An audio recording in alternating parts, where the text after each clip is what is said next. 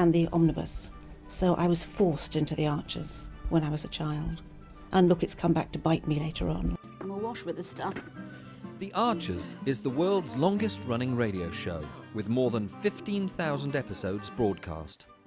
Despite being a rural flavor show, The Archers is recorded in the heart of... Okay, so let's unpack this. We've been looking at this stack of source material, and it's really not about a vacation, is it? It's a crisis. It is, yeah. A full-blown crisis. Our mission here is to do a deep dive into the just the extraordinary logistics and the psychological chaos around this mandatory family holiday. Mandatory is the key word.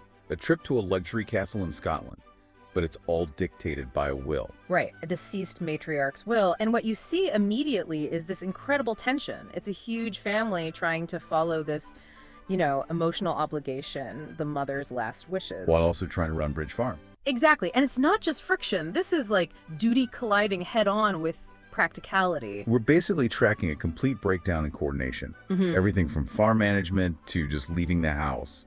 It all becomes this escalating chaos.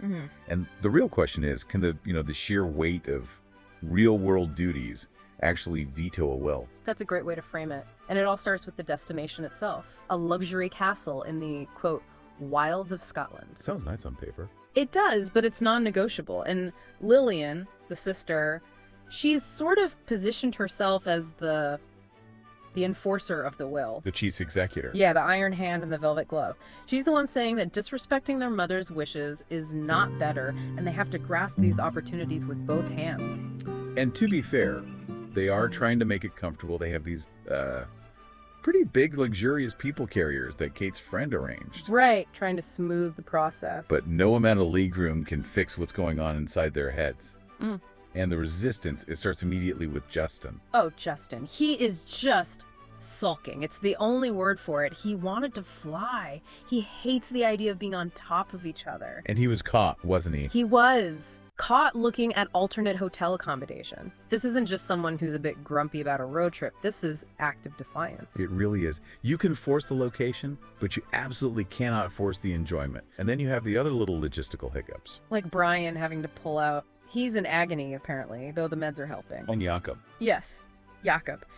He's going to a castle with all mod cons, but he has to run back home for his coffee machine. Because, and I love this quote, I need my coffee the way I like it. I mean, it sounds so minor, but it's about control, isn't it? He can't control the trip, he can't control who he's with, but he can, he can control his caffeine intake. A tiny little pocket of personal authority. Exactly.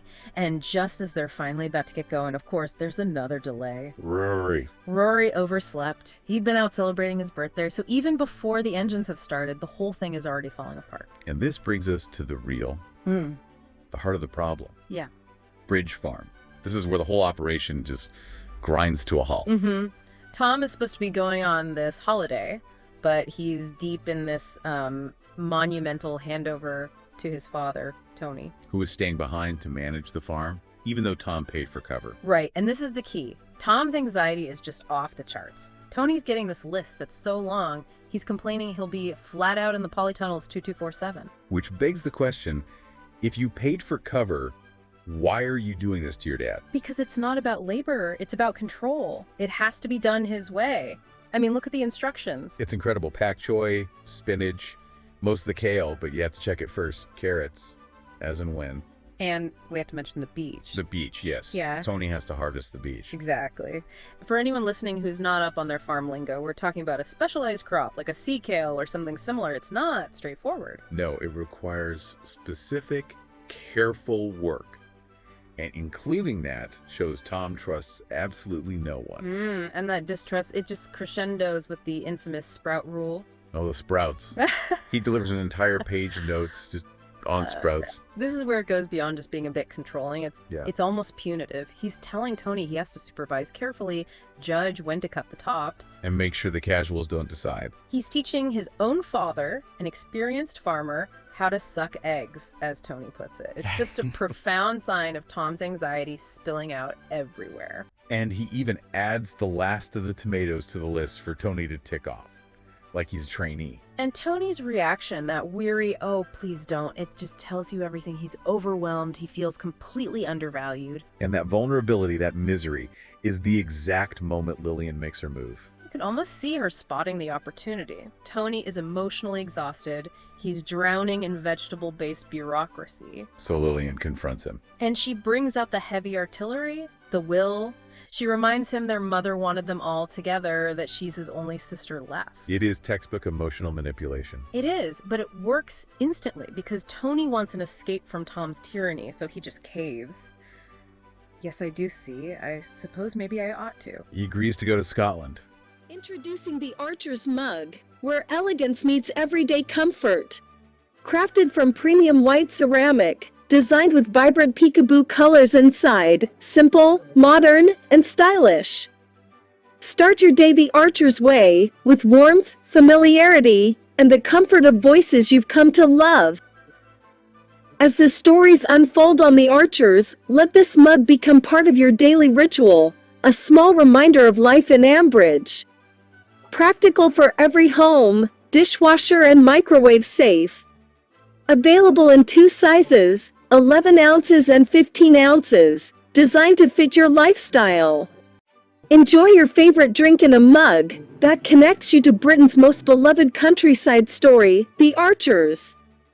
For more information and to order your very own The Archers mug, follow the link below and make it part of your daily routine. And the fallout is immediate, and it is huge. Tom, who has built his entire plan around Tony staying, is just furious.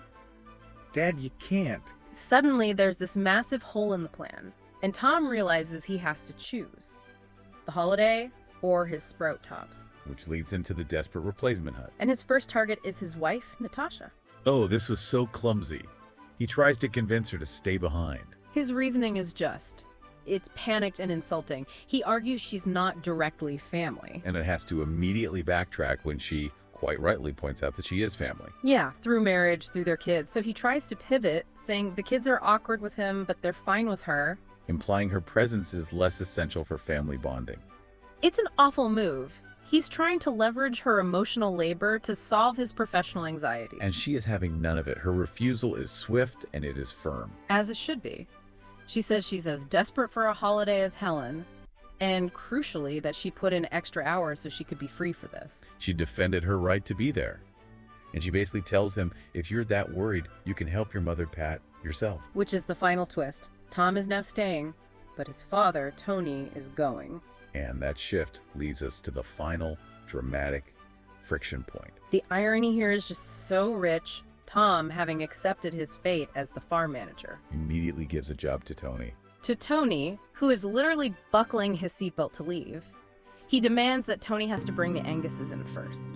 For anyone unfamiliar, the Anguses are a herd of cattle. Right. It's a real task, and it's a completely self-interested demand. And Tony, still trying to keep the peace, says it'll only take an hour. Just an hour, which to Jakob and Lillian is just shocking. The frustration is boiling over now. Jakob points out Rory has finally shown up. The car is packed. Everything is ready to go, except for Tony, who is now wrangling cows. And that 1 hour delay suddenly becomes this huge existential problem. They're all thinking about driving through the Scottish countryside in the dark. Fearing it'll be pitch black when we arrive. And these old castles, they're horrendous to find at the best of times. The pressure cooker just explodes. And this is when Lillian has her magnificent breaking point. The sheer exhaustion of managing everyone's emotions and all the logistics, it just gets to her. She vetoes leaving without Tony. And delivers this final, incredible ultimatum. It's a pure power play, driven by stress. She just says, I want my brother with me for this holiday so we all travel together, or no one travels at all. It's non-negotiable. And then the moment she says it, she just walks out into the garden to calm down. The stunning move. She forces Tony to come, and then her own crisis stops the whole thing from happening. Yeah. So, what does this whole deep dive really show us? Well, if you look at the big picture, the source material shows how a simple, powerful idea in a will, this mandate for togetherness, it just becomes a machine for creating conflict. All the planning, the luxury cars, the farm rotos. It all just collapsed. It collapsed under the weight of these unresolved family issues. The holiday, willed into existence, was basically torpedoed by a fight over Brussels sprouts and a herd of cattle. So in the end, duty and habit, they won. They did. They led to a complete standstill in the driveway. Which leaves us with a really provocative thought for you to mull over. Lillian's ultimatum has grounded everyone. Total unity or total failure. So will Tony's hour with the cows lead to the entire family just abandoning the mother's final wish? Is tomorrow even a real option for a journey this fragile? Or is the will already broken, right there in the drive, proving that, in the end, Tom's control anxiety always trumps obligation? So, what are you doing now? Just getting ready for the next episode. Just And, moving mics around. So, what do you do? I do the spot effects on the arches. Any Are you what we movements call Foley then? and- kind of. Yep. That's, Okay. And these are all part of the paraphernalia of production. yep. That's the ball bar. That's. This one. Yep. That's. Haley so wanted to be in their own place when their baby came. It's due in 2 months. Not much chance of that now. No. I mean, it would have been a stretch for them financially, mind, but I just wish there was something practical I could do to help them, Caroline. I think The Archers has had this immense popularity over the years, basically because it has always very accurately reflected the reality of life and living in a rural community at whatever